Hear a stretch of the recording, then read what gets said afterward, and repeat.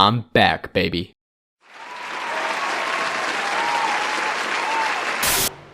Since my last time in the content creation saddle, I've discovered a passion for sim racing, specifically iRacing, and even more specifically, the truck league that I race in every week. I'm a part of the most prestigious oval league in iRacing, the Samsoid Oval League Thursday Night Thunder Truck Series. If you've ever watched an iRacing tutorial, you probably know who Dave Samsoid is. We are his merry little band of misfits who like to drive in circles instead of complex circles. I mean, we've got it all. A funny announcer man. But rest easy, you aren't the only one with crusty balls in your bag, and that's where McClung's Ball Balm comes in handy. Just gently massage a handful of McClung's into your cracked and tired balls, and the joy you will experience will be absolutely infectious. Greg A. from Simi Valley, California says, I was skeptical at first, but after using McClung's Ball Balm, I could feel a vast difference. Los Pollos Hermanos.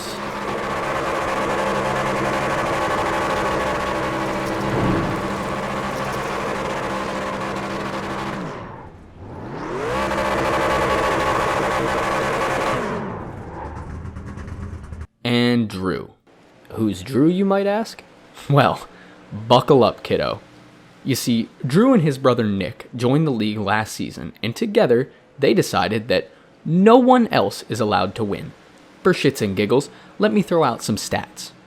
For some reference, in 2021, Kyle Larson had a dominant season, winning 10 out of the 36 real-life NASCAR Cup races. This put him at a win percentage of roughly 28% for the overall season. Over the last 21 races the traders have been with us, they have collectively won 9 times, putting their numbers at 43%. Drew alone holds 7 of these wins, meaning he alone has a percentage of about 33. I'm not joking when I say these two absolutely stomp the field, week in and week out. Nick isn't able to race as often as Drew, and therefore really isn't able to contend with his brother in the championship. And while I'd love to go into detail about every driver in the field, I think the races themselves will help give an understanding of the competitors. I really just wanted to be able to provide some context and backstory so you'd understand what I'm up against going into this season. But I promise, I will not be easily dismayed. So, as DJ Khaled once said, they didn't want us here at F1, but what? God did. God did. That's right.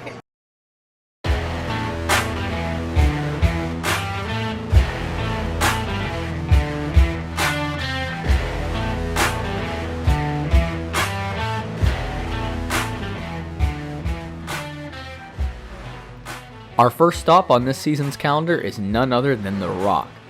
My previous races here haven't been the best, so heading into this race I was hoping for a top 5 finish, especially because it's the first race of the season, meaning everyone on the field is able to qualify.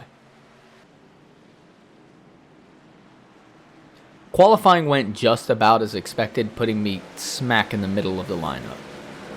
I'm in danger. The first few laps I took it pretty easy, just trying to avoid any contact because I wasn't feeling too confident under braking.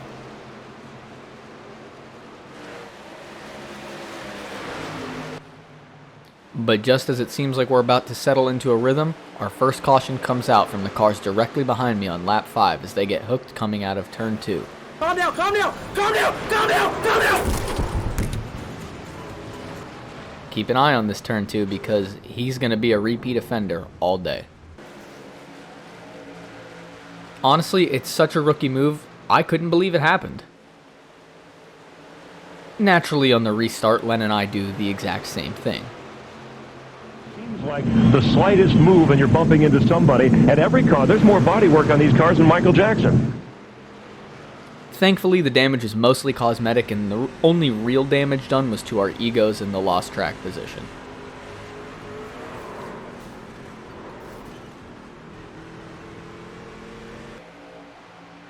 After a couple laps of making sure the car was okay and taking it easy on the tires, we finally start to reel in those lost places. But the bad luck doesn't stop here. As we start lap 22, Len gets into the back of the 57 car of James when he brakes a little bit harder than expected.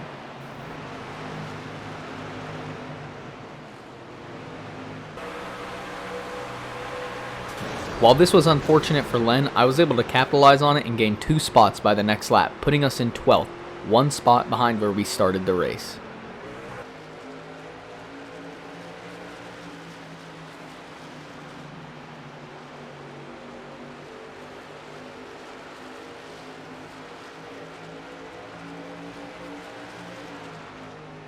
Over the next 10 laps, myself and Michael driving the 88 truck start to close in on the top 10 positions, and on lap 31, Michael decides to let me by as he focuses on conserving his tires for the rest of the stint.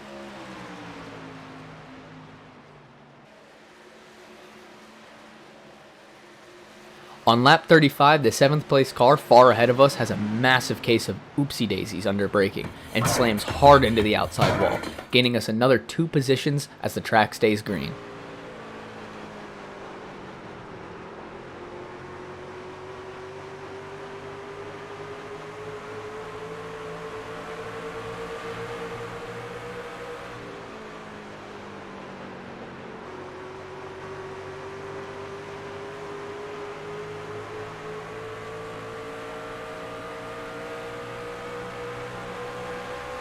Yet again, unfortunately for Len, that rhymed, 1 straightaway later, he's going to find himself in the wrong place at the wrong time as the 46 continues to have issues under braking.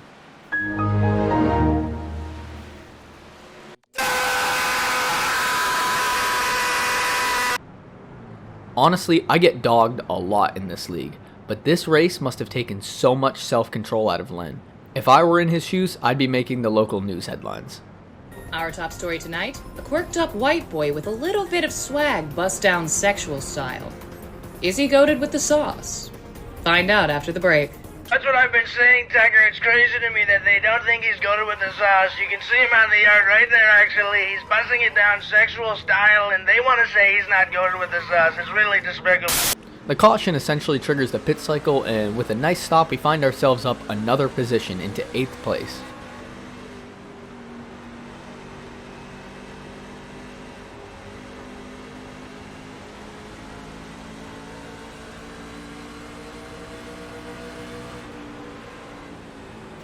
As we get back underway, I find a nice gap and slot myself behind Matt, getting ready for the long haul. But to my surprise, the group in front of me was trying to get a little silly with it, and puts us side by side with the 2 car of Jordan.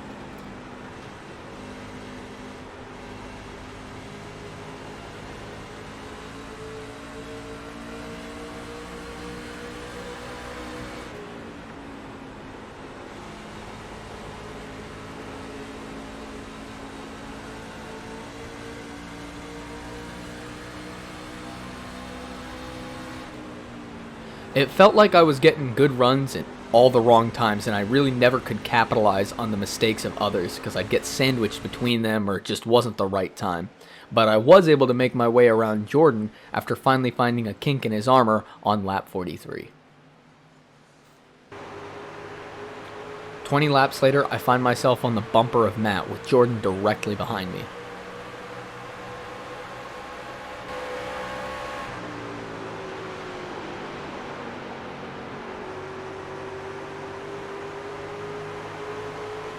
After a failed pass on Matt, Jordan slides around me with ease on the outside. It doesn't end here though, because as Jordan goes to make his pass on Matt a couple of laps later, he forces a big mistake.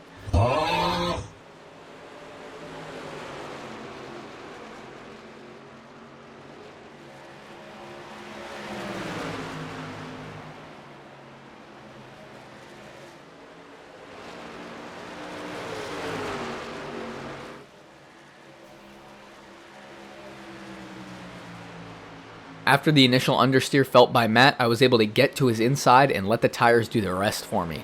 In doing so, I ended up dragging along Kalman, who's been saving his tires better than both me and Jordan, and he is coming fast.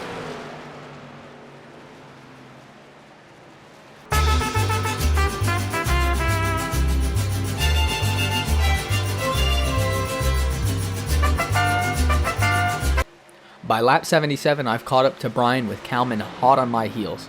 Each turn, I'm getting a better drive off than Brian, and coming out of turn 4, I'm on his inside. We both head into the next turn carrying a little bit too much speed, allowing Callum to really join the mix.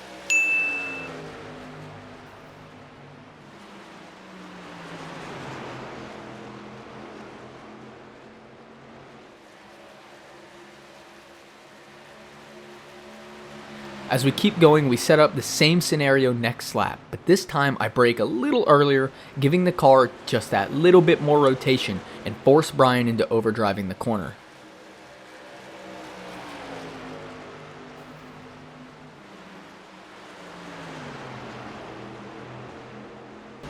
Alas, our drive to 5th didn't last that long, with Kalman finding his way around us just 2 laps later.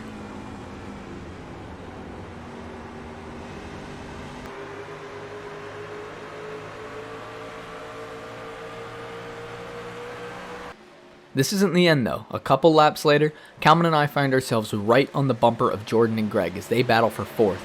Jordan and Greg stay locked side by side, while Callum tries to find an opening and sneak his way through.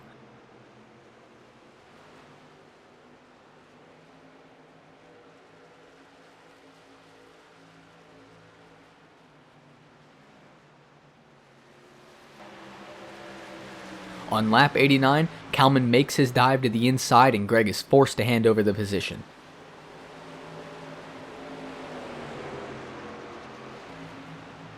One lap later, I find myself sniffing Greg's tailpipe, searching for a way around, but as we enter the backstretch, a lap car hits the outside wall and loses control. In the 59's attempt to gather it up, they end up sliding up the track pointed backwards directly at Greg and myself.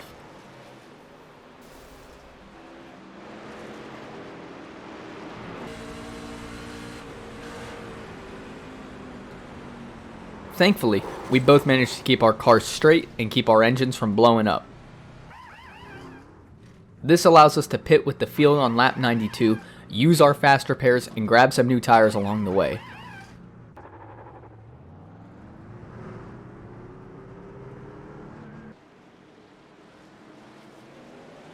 After everything is said and done, we line up 6th for a late race restart with 6 laps to go.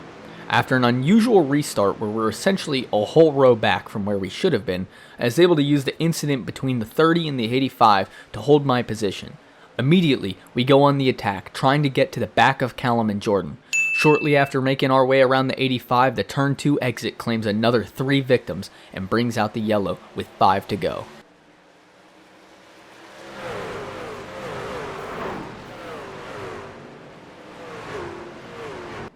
This puts us right on the edge of our goal for the day, 5th. At this point, my main goal was survival and making the car as wide as possible.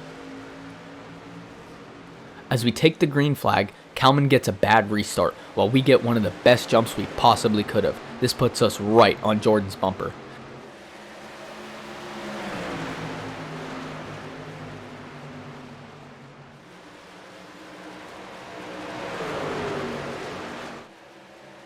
As we take the white flag, I make my dive to Jordan's inside. Heading into turn 1, I overextend my braking zone and get a big push towards the wall, making contact with Jordan's left rear quarter panel.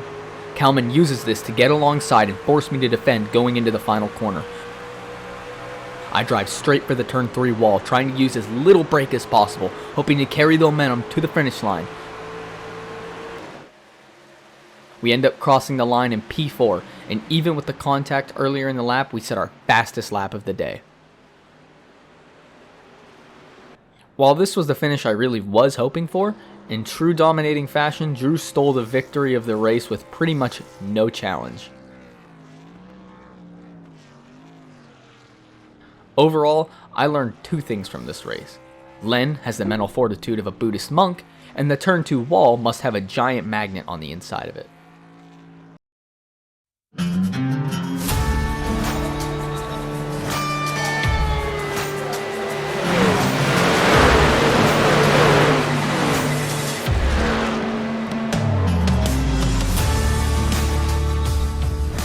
Race number 2 brings us to Kansas Motor Speedway, another track where in the past I haven't performed that well at. Luckily for us, we don't need to worry about qualifying in a bad spot. We don't get to qualify at all. Remember last race when I said, especially because it's the first race of the season, meaning everyone on the field is able to qualify? Well, that's no more. From now on, the top 5 finishers from the previous race must start at the back of the field for the next race. While this seems like a massive detriment, it's not all that bad. You see, the top 5 finishers earn significantly more points than 6th on down. Therefore, in order to challenge for a championship, you don't necessarily have to win a race. You can consistently finish in the top 5, and you'll be a real force to be reckoned with. Last season, I managed to finish 3rd in the championship without a win to my name.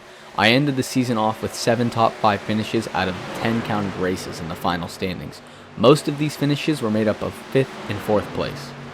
What I'm trying to get at here is our main goal isn't always to just outright win, but it is to try to fight our way into the top 5, which, believe me, can be very, very difficult.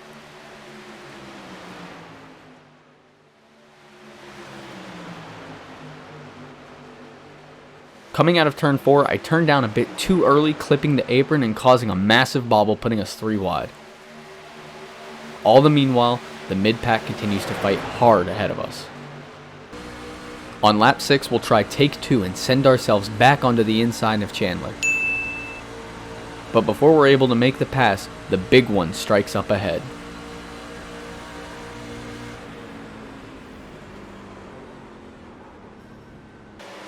As we take a closer look at the incident, it appears that the 3 tried to throw a late block on the 85 of Matt, and instead causes the mid-pack to demonstrate Newton's 3rd law.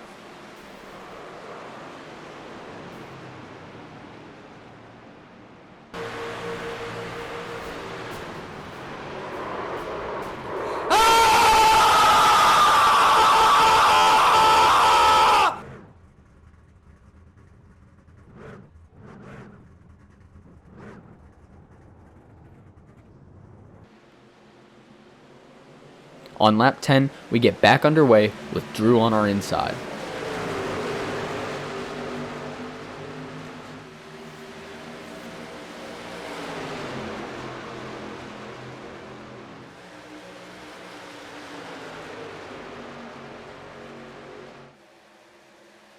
As we continue, I'm hoping that the guys ahead of me race each other hard enough to give me the opportunities that I need to claw my way back up through the field.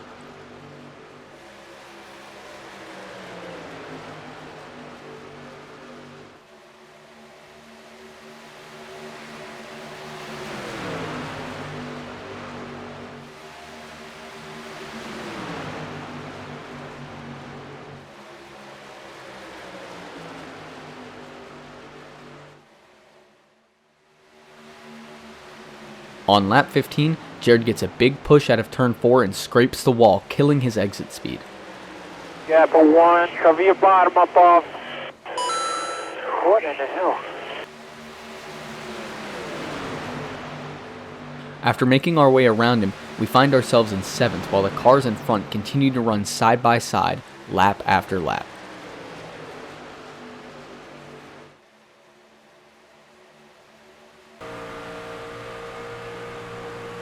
On lap 18, a wild Brian appears with fresh tires to overtake the field. I'm a good boy, I know my place, so I let him have the inside going into turn 1.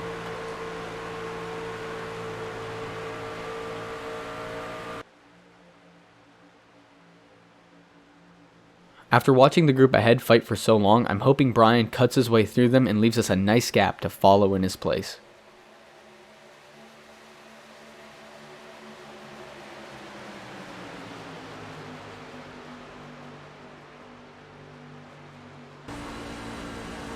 Also, it's worth mentioning that after Brian gets by me, I switch the line I take going into turns 3 and 4. Up until now, I've been running that bottom line of the entire track, which is considerably faster at the start, but as the run progresses, the bottom becomes slower and slower, and it ends up pushing the car harder towards the wall every lap.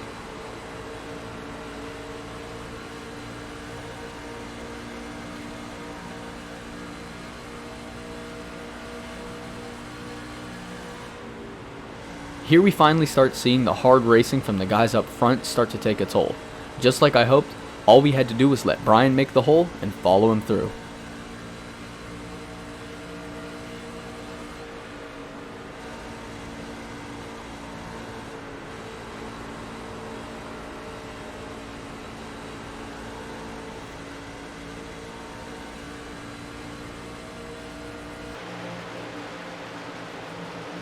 On lap 21, we make our dive on Dustin, who seems to be having a really hard time with the understeer of his car. Look at how he's running the higher line on the banking, but isn't really gaining any straight line speed from it. This is a big sign that his car is pushing bad, like I said before. As he goes to the corner, he has to wait a long time before getting back on the throttle, or else he risks hitting the wall. 12 laps after the restart, we find ourselves back on the outside of Drew after he compromised his exit to give Brian space on the outside.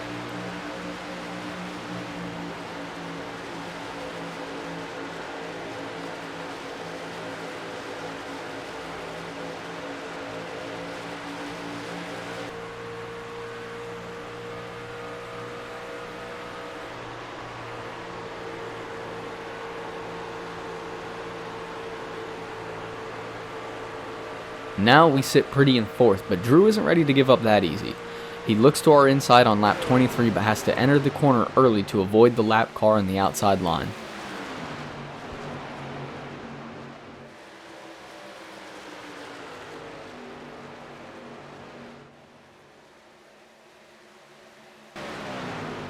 Finally, we get a break from the constant chaos and settle in for a few laps in hopes of catching the leaders. On lap 29, Brian has caught the back of Kyle and Greg and he's looking to make his move.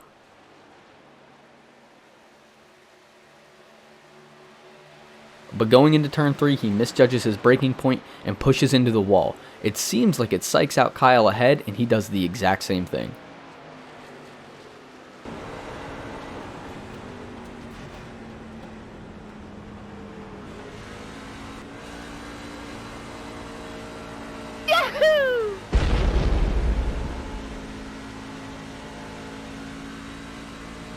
By the next turn, we've cleared them both, and we set our sights on Greg in the lead.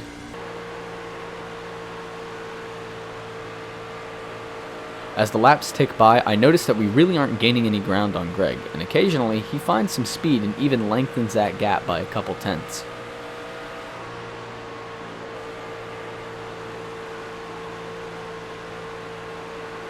As we approach the pit window, I've been contemplating about whether to make the dive to grab new tires and gas. For the past few laps, I've considered undercutting Greg to try to make up that time difference. But 2 laps before I planned on pitting, Greg grabs the wall in the exact same spot that Brian and Kyle did. This effectively forces him to pit on that lap in order to minimize the time loss from hitting the wall.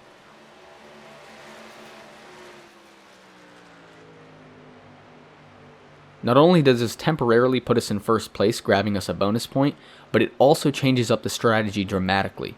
You see, counting the caution, I worked out that the best time to pit would be roughly on lap 42. But because Greg was forced to pit early, we got the option to try to run longer than the normal pit time and get the freshest tires possible to overcut him. If you're not familiar with what overcutting or undercutting is, here's a quick lesson in race strategy. Essentially, the undercut is when you pit before your opponents and use the time on your fresh tires to pull as much of a time gap to your opponent as possible before they get their tires. The downside to this is you probably will be slower than everyone else at the end of the race and have to hope that the gap you initially made is enough to hold them back. Essentially, this is the strategy Greg is forced to take. On the other hand, you have the overcut, where you decide to run longer than your opponents and sacrifice a lot of time during the pit cycle to hopefully have fast enough tires at the end of the race to catch your opponents.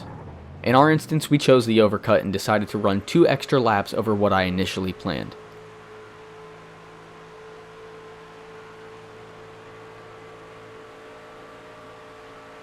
Coming out of turn 4, here's a really good showcase of the difference between the 2 strategies. You see this tiny little speck over here? That's Greg in the lead. And this one over here? That's Kyle, who pitted 4 laps before me.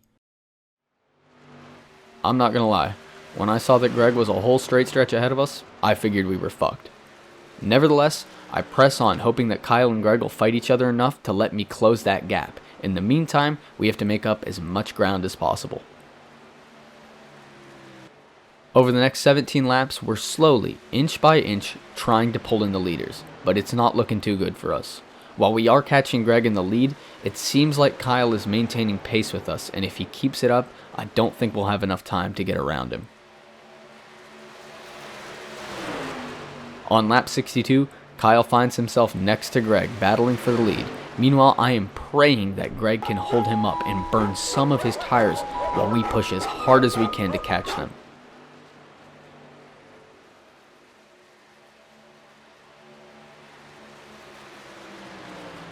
Unfortunately for us, less than 1 lap later, Kyle clears Greg on the bottom of 3 and 4 and prepares for what I assume will be a Sunday drive to victory lane.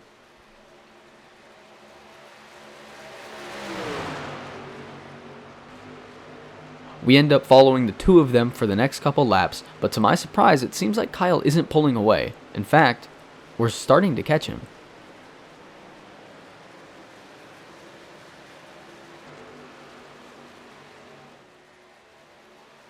At this point, I figured it was only a matter of time before we made our way around Greg. The difference in tires was really hurting him, and it seemed like he burned up most of his speed trying to pull away. On lap 67, he has a moment coming out of turn 2, allowing me to slip to his outside.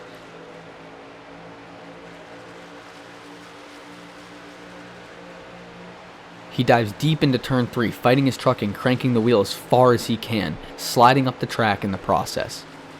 We nearly make contact as I announce over the radio that that was a Code Brown moment.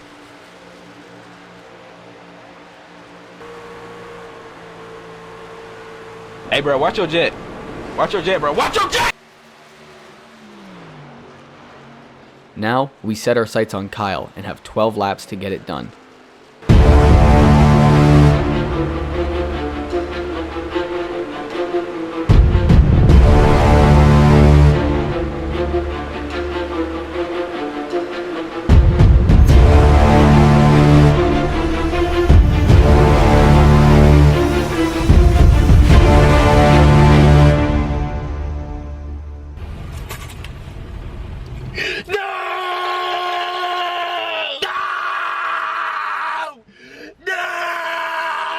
The difference in speed must have been crazy because out of the 12 laps we had to get him, it took us 1.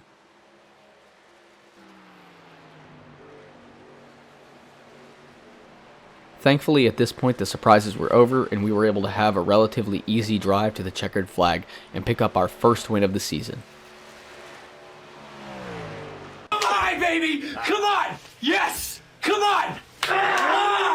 I don't want to toot my horn too much because all the props should go to Kyle. During this whole race, he only had 1 arm to drive as he held his newborn for the entire fucking race.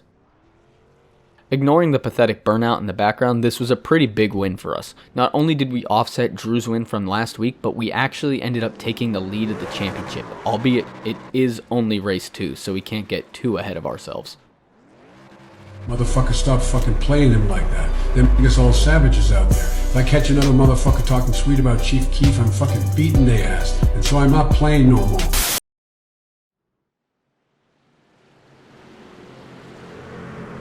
We head to the last great Coliseum with the pleasure of starting at the tail end of the field because of last week's win.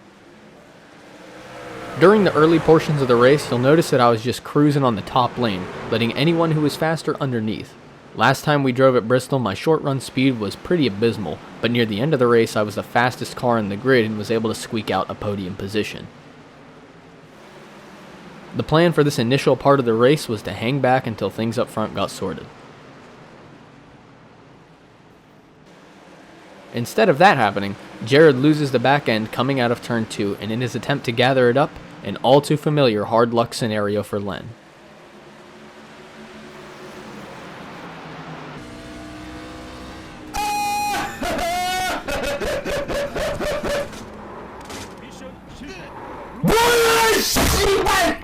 The back half of the field does a fairly good job to check up and avoid the wreck, just like Arca Break Weekly taught us. Unfortunately, our patience didn't pay off as the caution never flew because Len was in the pits and Jared straightened himself out. This put us half a lap down to the leaders, and suddenly the plan to just bide my time just became a gloves-off push to regain some ground, or at the very least, put some cars between us and the leaders.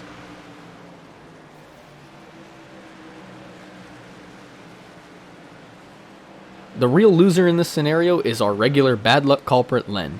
Because he was knocked backwards into the pit lane, he went multiple laps down before the first caution was ever thrown. Luckily for us, on lap 7, another driver will find themselves the victim of that oh-so loosey-goosey bottom side.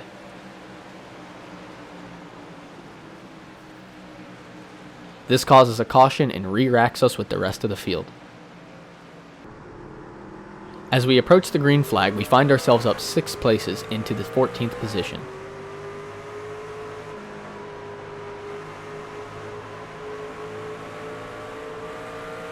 After snagging a quick pass on Andrew, we settle back into our initial plan to conserve tires and hope for the long green run.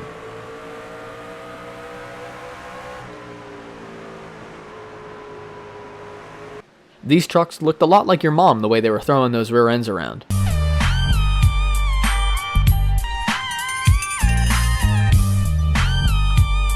Speaking of which, the 84 just couldn't help but join in on the fun.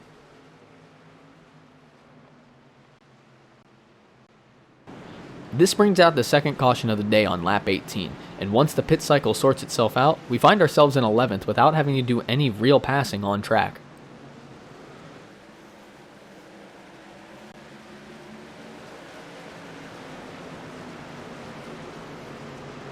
I decide to slide in behind Greg, knowing the dominance of the high line in hopes of keeping Brian pinned to the bottom.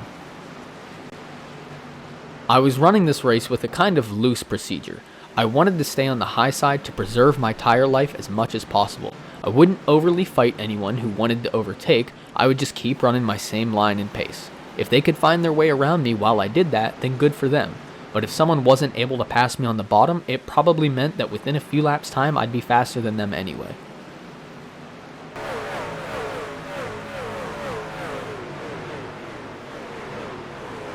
But iRacing had other plans for me. Instead of a nice, orderly, long green run, iRacing decided that Len's day wasn't shitty enough and hit him with the Wombo combo on lap 30. Hit a little boogie with it. Oh, what's that, the SpongeBob? Huh?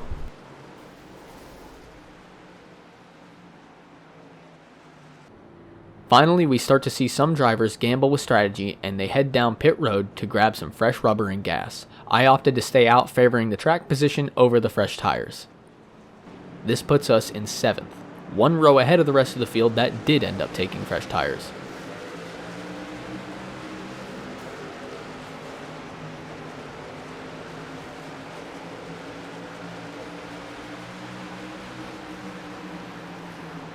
With this in mind, I try to put Greg behind me to slow down all those faster cars, but he is not having it and he tries to fight back on the inside.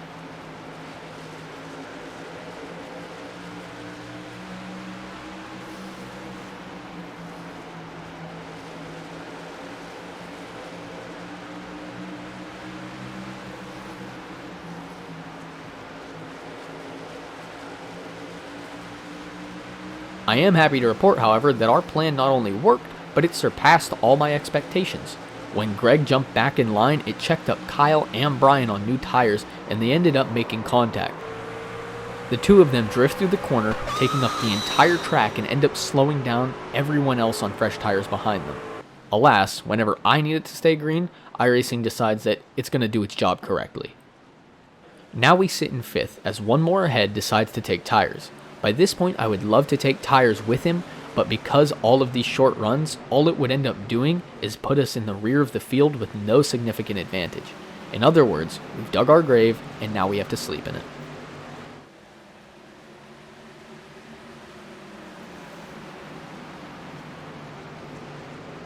We tried desperately to find our way around James and put another meat shield between us and the impending doom behind us. But just as we've seen all race long, the bottom just isn't as strong, and we have to slot back in behind James.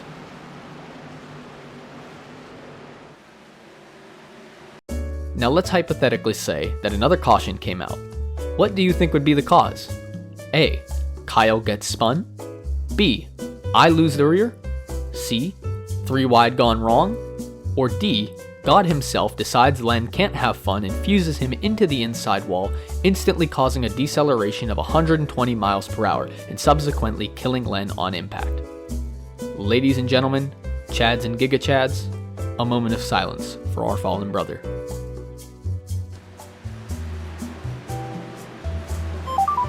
I'm stuck! This is what you get with this fucking shit show, honestly! The next 70 laps are much of the same. A 5-lap green flag run interrupted by a caution. By the end of the race, we had 11 cautions with 55 out of 130 total laps ran under yellow. So, to save you all and myself some time, here's a little montage of all the wrecks.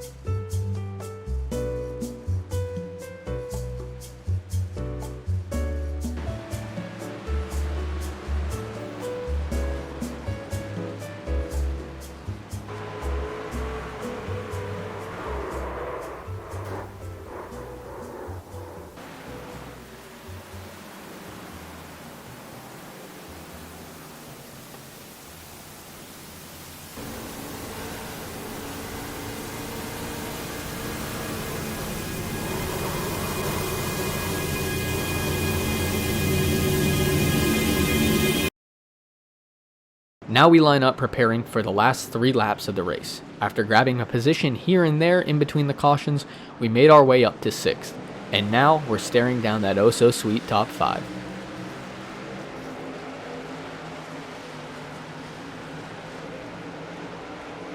Matt struggles a bit on the restart, quickly getting us by him before we even hit turn 1. Heading into turns 3 and 4, we slip to the outside of his brother Kyle and hope to make quick work of him as well. With the pass completed, there wasn't enough time for me to grab any more spots, so I focused on hitting my marks and bringing the car home. Meanwhile, up front, it is an absolute drag race to the finish.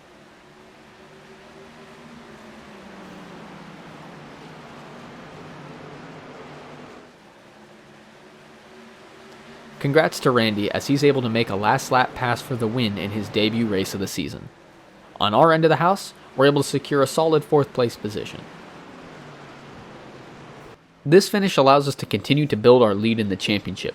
Now we sit at 135 points, with the next closest driver following 25 points behind. This is about 8 finishing positions if you want to put that into perspective. I know this video was fairly long and only covered 3 stops in our 12 race long season, but I really wanted to convey the amount of action that these races had in particular. Not that the rest of the season doesn't have any good action, but some of the races are more cut and dry and a lot easier to cover. In the next video, we're going to cover the rest of the races and wrap up the season in dramatic fashion. So far, this has been my best season to date, and if I could keep up the momentum, I was confident that I could come out on top. If you made it this far into the video, thank you. Honestly, you're a real trooper. Secondly, this video took quite some time to edit, about 3 months to be exact. This was season 9 of the championship, and it has been wrapped up for a little bit now. At the time of recording this, we're about a third, almost halfway through season 10. So if you're interested in participating yourself, or you might just want to take a look at the league, I've linked our league's website in the description. Also, if you'd like to catch any of the races live, I personally don't stream myself, but I have a list here of all the other racers in our league that do. If I missed anyone, I'm sorry. Lastly, a huge thank you to all the hard work the admins put in for the league. It wouldn't be possible without people like Greg, who set up the website, Matt, who takes care of the schedule, or all the other admins in the group that actually run the day-to-day league activity. While this video may seem like I really care about winning and that's my absolute objective, that's not the case at all. In reality, this is just a great group of guys who get together and forget about real-world problems by driving pretend race cars in circles.